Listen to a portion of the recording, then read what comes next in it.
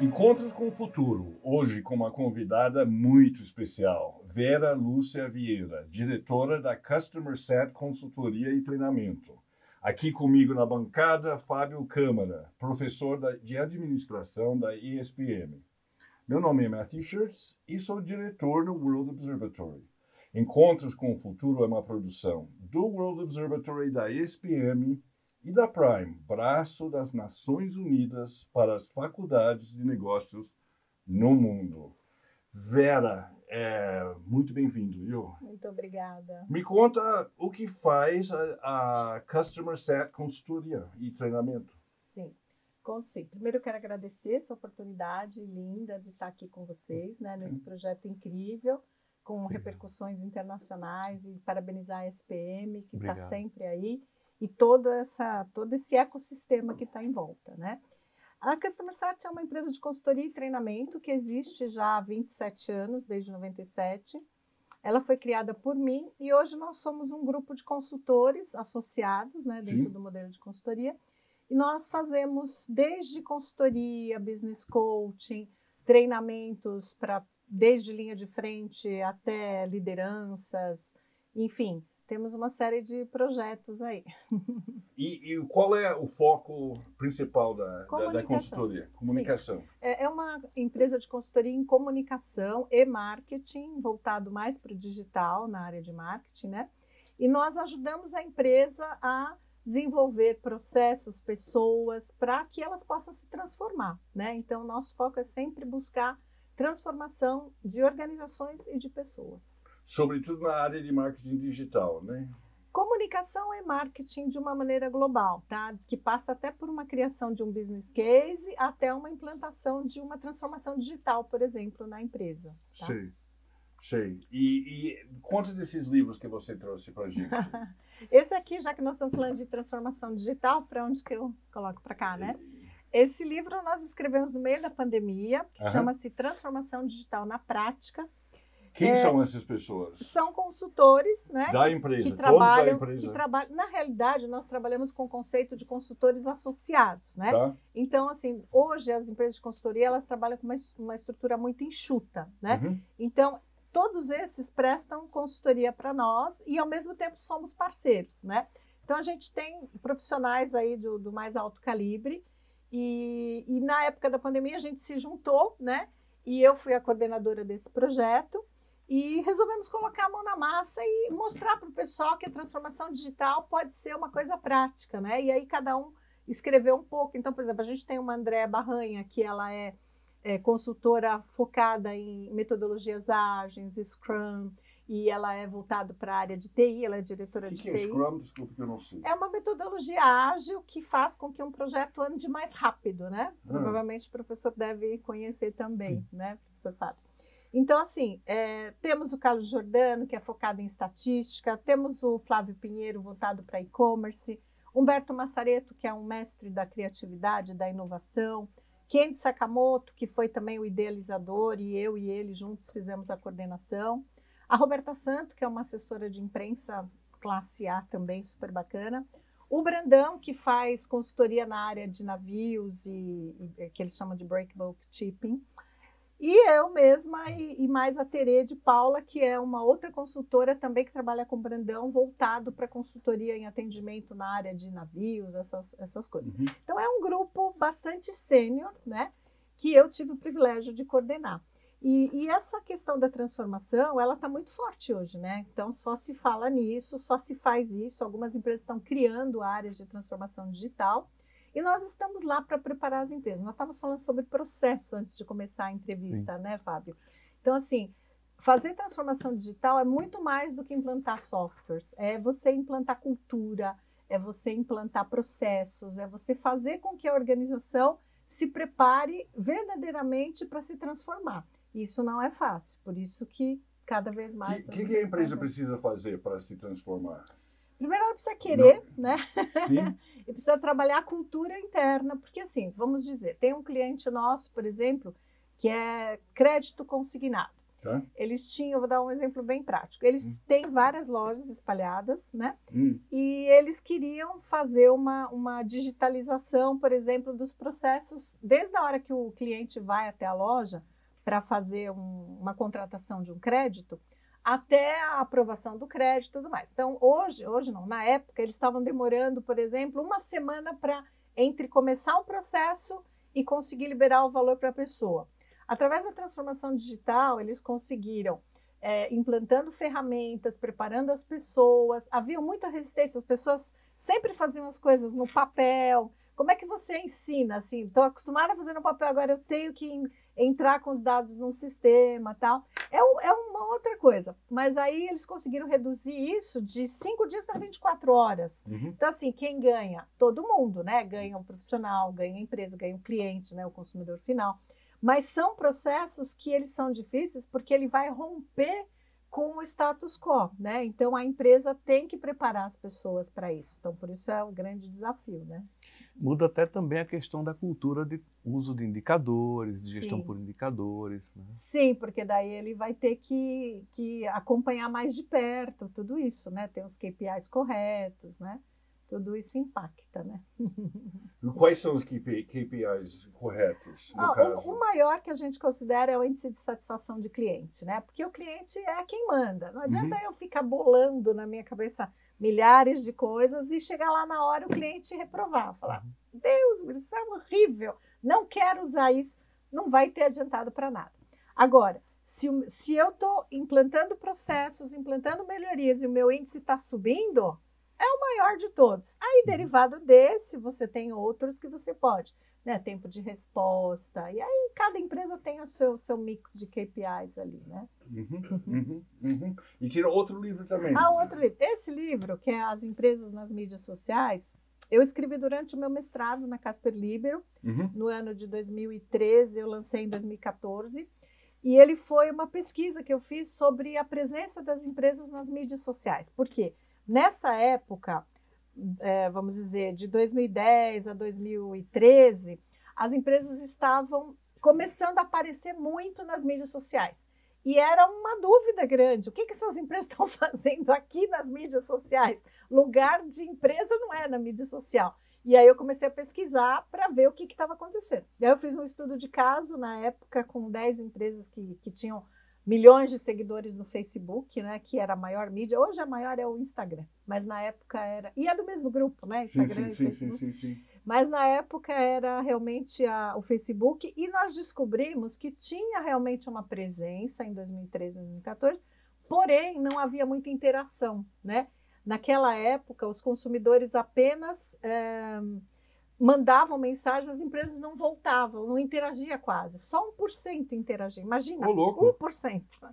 Hoje é regra. Se alguém escreveu para você tem que responder. Tem que responder. Mas hoje mudou tudo. É uma regra beabá, né? Isso. Por isso que eu voltei para a academia agora em 2020, durante a pandemia. Eu resolvi fazer um doutorado para atualizar isso e ver como é que está hoje. Só que hoje nós já temos a figura dos influenciadores digitais, que na época não... Era muito início, né? Era muito incipiente. Então, assim, para ver o que está acontecendo hoje nessa movimentação, né? O que esses influenciadores digitais estão fazendo. E essa interação hoje, ela tem ocorrido também muito em formato de vídeo, né? Muitas produções em vídeo. Então, eu estou estudando essas produções em vídeo e vendo como é que elas estão impactando na interação, no engajamento. A palavra do momento hoje é engajamento, né? Então, é um momento muito diferente que está transformando a comunicação. Inclusive, agora em setembro, eu vou fazer um estágio na Sorbonne para fazer um estudo comparativo da realidade França-Brasil, né? Para poder... Porque eles têm lá um laboratório muito especializado em mídias, né? Que é o Imersen. Então, esse laboratório, ele tem todo um aparato para a gente analisar vídeos e tal, e aí eu vou ver o que está acontecendo, quais são as diferenças, né, das produções locais para as produções internacionais, né, então é bem interessante. Daí eu vou produzir um livro depois, na volta, o ano que vem, né, para poder lançar, né, para mostrar para o pessoal o que está acontecendo nessa área. É interessante você comentar, né, do como era antes, e assim, a gente vê as grandes marcas tendo uma exceção, um trabalho muito forte. Sim. Mas ainda há muito espaço, né? Especialmente para empresas familiares, empresas médias, Sim, né? sim. A gente vê pelo próprio... Às vezes eu tenho que fazer, por exemplo, uma reclamação no Reclame Aqui, eu vejo que tem muita coisa lá que não foi tratada, não foi respondida, né? Infelizmente, isso Ainda... acontece. Inclusive, na época que eu escrevi aqui, a gente fez toda uma varredura em Reclame Aqui para ver o que estava acontecendo no ambiente digital, tal, né? Então, hoje eu acho que assim, o Reclame Aqui já é o segundo site mais visitado pelos internautas, logo depois do Procon, né? Então, assim, ele já é uma mídia super consultada, as pessoas vão lá ver se a empresa tem reclamação, se não tem reclamação, né? Então, isso já passou a ser uma coisa natural, né? E isso é bom, isso é super positivo, né? Sim, muito interessante. Eu lembro, nessa época aqui, eu estava na Editora Abril, que estava passando por essa revolução digital sim, a partir sim. da mídia tradicional. Eu lembro Sim. de um encontro dos editores da Abril e alguém, eu nunca esqueço, alguém perguntou, alguém falou assim, mas eu achei que Facebook era nosso amigo. Essa frase ficou assim, comigo. E a Abril não conseguia me decidir se Facebook era amigo ou não era amigo. Enfim. É porque a coisa não funcionava pelos processos normais, Exato. Então resolvia através da amizade, né? Felizmente a gente evoluiu bastante, né? Hoje as empresas já sabem que elas têm que resolver, que o consumidor realmente é quem está ditando as normas. A gente já tem uma lei do consumidor que está em vigor desde 90, né? Que é uma lei forte. No Brasil a gente fala que tem leis que pegaram e leis que não pegaram. Uhum. O Código do Consumidor é uma lei que pegou. Sim. E ela pegou porque ela veio atender as necessidades da sociedade, né? Organizar essas confusões que existiam, né? Então, hoje a gente está no momento, eu acho, muito mais maduro, né? Das relações de consumo, sem dúvida. E quem são os maiores influenciadores? Digitais? Digitais, falam pra gente. Então, assim, hoje a gente tem muitos nichos, né? Uhum. Você tem pequenos influenciadores, né? Você tem o que eles chamam, por exemplo, até 100 mil seguidores são os micro-influenciadores. Até 10 mil são os nanos, os pequenininhos. Você tem depois disso. Tem Nano, uma classificação. Pequeno. Então, nano até 10 mil, depois de até 100 mil são os micro-influenciadores. Depois você tem os macro-influenciadores, mega-influenciadores, até chegar nos gigantes, né? Que são os mega-influenciadores. Então, aí depois vai de 10 a 100 mil, de 100 mil a 500 mil, e de 500 mil a 1 milhão e acima de 1 milhão. Quer dizer, tem toda uma classificação. Sim. Hoje. Isso no Instagram?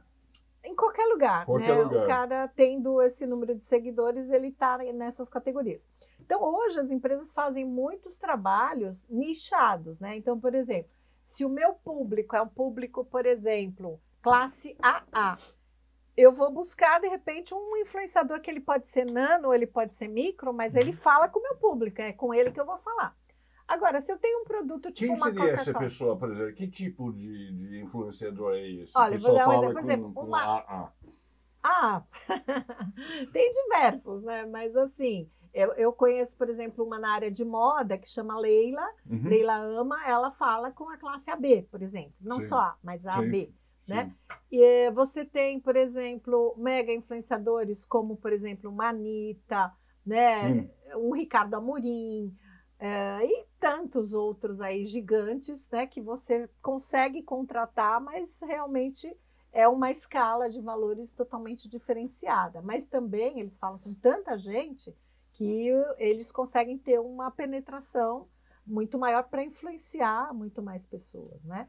Então, é bem interessante. Nesse meu estudo, eu tenho bastante coisa sobre isso. É um trabalho bem intenso. Aí volta a discussão dos indicadores. Hoje está mais fácil trabalhar com gestão por indicadores nessa parte do marketing digital, né? Sim, isso, bem lembrado, professor Fábio. Olha, hoje a gente diria que o marketing digital ele foi um divisor de águas em relação a essa questão de medidores, né? Porque no marketing tradicional, que o senhor é também dessa área de marketing tradicional, nós não tínhamos tantos medidores, né? Agora você tem medidor para tudo, né? Número de compartilhamentos, número de likes, número de engajamento, tem milhares de seguidores, milhares de acompanhamentos e monitorações que a gente pode fazer, né? Sim. Agora, cada empresa tem que ter muita consciência do que ela quer. Qual é o objetivo dela, né? Se ela vai estar ali numa mídia social, ela precisa saber o que ela quer. Ela quer fazer branding, quer melhorar a consciência da marca, que a gente chama de awareness. Essa empresa quer converter, quer melhorar o seu índice de venda, por exemplo, em relação a cupons, essas coisas. O que ela quer? Se ela é igual construir uma casa. Para eu construir uma casa tem que ter um projeto. Senão começa a martelar, vai dar uma confusão, né?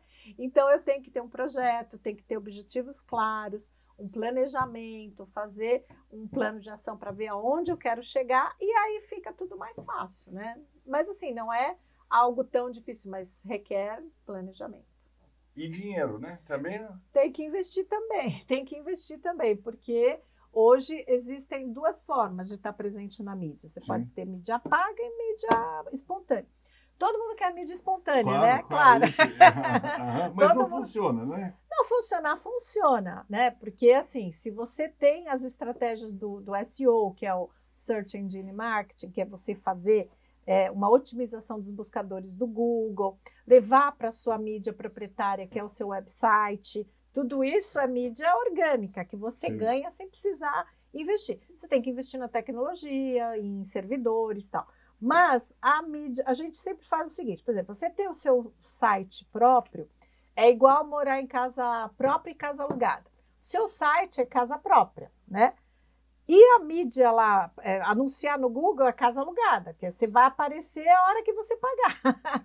Agora, a hora que você tem o seu site, você é dono da sua mídia. Você vai lá e põe o que você quiser, organiza e tal, e vai aparecer de uma maneira melhor. Agora, tem muitas coisas legais para aparecer, que a gente chama de marketing de conteúdo, que vocês devem conhecer, que é bacana também, você levar conteúdos úteis, né? Tanto é que a gente nunca viu tanta produção de conteúdo aí nas mídias como a gente tem visto ultimamente, né? Sim. É algo que cresceu muito, né? Dá um mar de informação. Conta um pouco o que é marketing de conteúdo, como funciona e como que é diferente. O marketing de conteúdo, ele visa criar uma imagem da empresa através da distribuição de conteúdos úteis nas redes, tá? Então, você pode fazer e não tem a ver necessariamente com a empresa, diretamente. Não, pode ser pessoas, pode ser você, por exemplo, vamos supor que a pessoa seja um profissional liberal, um dentista, um advogado, e ele quer levar informações relevantes para a sua audiência, para os seus seguidores. Então, ele começa, por exemplo, eu conheço uma advogada que ela criou no canal dela caixinhas de perguntas, perguntem-me suas dúvidas, tal. Vou me divorciar. Com quem ficam os filhos? São conteúdos úteis, daí ela orienta, olha, a lei prevê isso, prevê aquilo, tá. Com isso, ela vai criando uma autoridade e vai fazendo com que as pessoas a respeitem e seja conhecida por aquilo. Mas primeiro ela dá conteúdos úteis e grátis. Depois ela vai usufruir dos resultados que ela vai obter com isso. Então, esse é o marketing de conteúdo. E tem várias formas de se fazer. Você pode dar o que a gente chama de iscas digitais, né? O que é uma isca digital? Você dá, por exemplo, um e-book em troca do e-mail da pessoa, do telefone, para depois você poder fazer campanhas ativas, né? Que a gente chama de outbound marketing, né? Então, o inbound marketing é quando o consumidor procura a empresa. Então, eu lanço esses conteúdos e ele volta para mim me procurando. E o outbound é quando eu vou até ele para dar informações, enfim. Então, o outbound, ele está ficando já hoje em segundo plano. Antigamente tinha muito televendas, telemarketing, né? Agora, as empresas, elas conseguem conversar com essas pessoas e fazer com que essas pessoas venham até ela por interesse próprio. Isso é através dos conteúdos. Então, a gente diz que conteúdo é rei. Tem até um livro que o Rafael Reis, que inclusive ele deu um curso na SPM há um tempo atrás, que chama-se O Conteúdo é Rei, do Rafael Reis. E ele fala muito isso, né? Realmente a tendência é a gente valorizar o conteúdo.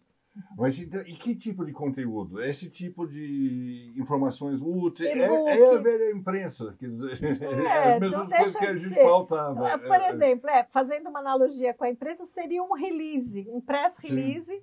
Então, por exemplo, eu trabalhei na Rod alguns anos atrás, no departamento de comunicação, e soltavam muito press release para as empresas, dando informação útil. Ó, está acontecendo isso, está acontecendo aquilo, tal, a empresa vai investir tanto, não vai investir tanto, tal. Então, hoje, esse marketing de conteúdo, ele vai alimentar também os seus seguidores com conteúdos, e para que você tenha efeito, precisam ser conteúdos ricos e relevantes. Porque, por exemplo, tem gente que tira foto do que comeu no almoço. Isso não é relevante, né? Agora, se eu sou uma nutricionista e eu vou mostrar a composição de um prato, aí é relevante, aí vai ajudar várias pessoas que precisarem daquela informação, né? Então, quanto mais eu puder ajudar o meu consumidor e o meu seguidor, isso mais vai voltar para a minha imagem, né? Ô Vera, aqui se chama Encontros com o Futuro. E o que você prevê para o futuro? Vai mudar muito?